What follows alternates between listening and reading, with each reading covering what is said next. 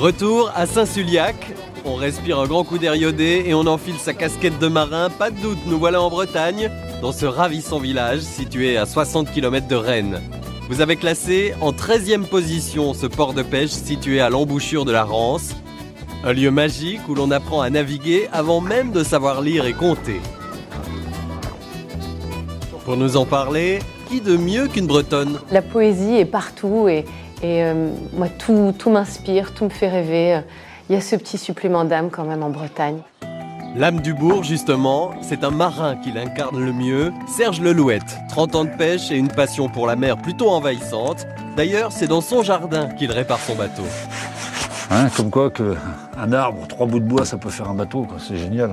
Après avoir sillonné tous les océans du globe, Serge a jeté l'ancre à Saint-Sulliac, où il a ouvert une brocante d'objets maritimes. Voilà, et tous les jours, je porte le monde. Regardez, si c'est pas beau, ça. À bout de bras. À Saint-Sulliac, on n'est jamais très loin de l'eau. Chaque maison, chaque ruelle rappelle aux visiteurs la longue histoire maritime du village. Ça, c'est la boîte aux lettres du voisin, ça.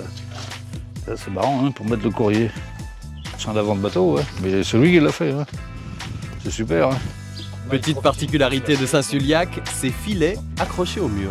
À l'époque où les filets étaient en coton, pour les mettre à sécher, on les mettait sur les murs. Maintenant, ça continue, mais c'est plus pour faire de la déco, quoi.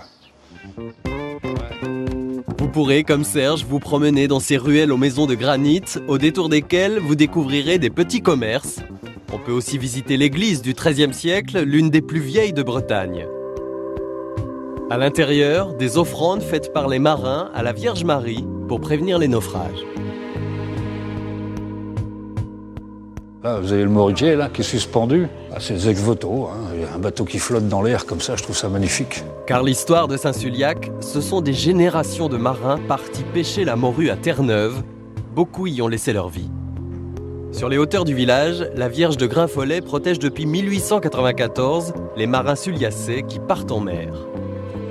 À l'autre bout de Saint-Sulliac, sur le mont Garot, vous pourrez découvrir ce spectaculaire menhir caché au milieu des pommiers. D'après la légende, ça serait la dent de Gargantua qui serait restée là. Ouais. Où il l'a perdu, où il est enterré là, on ne sait pas. Hein. En tout cas, on voit qu'il avait un gros appétit, hein. Il a une grosse dent.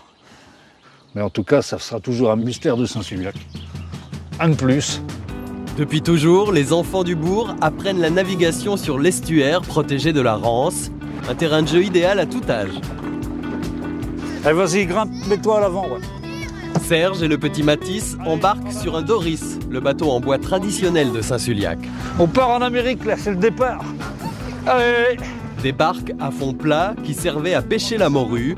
Aujourd'hui, les enfants apprennent à ramer sur une version miniature, le Dorimus. Et les gamins du coin, hein, t'apprends ça comme t'apprends, je te dis, à faire du vélo ou du patin roulette. C'est la même chose.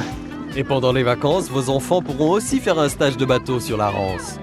Montre-le, regarde dedans. Hein, si on n'a pas ça dans le sang, quand on est petit.